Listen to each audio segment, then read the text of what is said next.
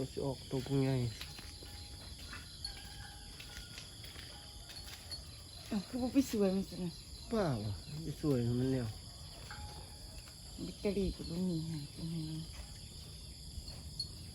มันคือนี่ฮีตีปังงานอัดจะอัด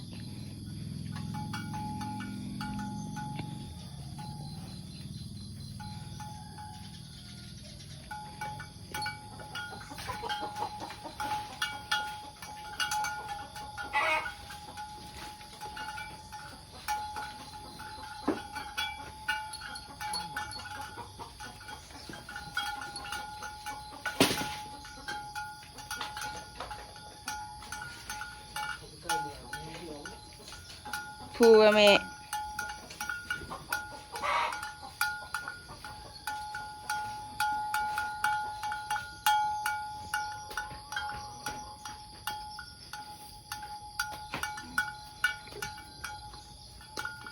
อันไปเอาน้ำเกลือมาให้มันกินเลย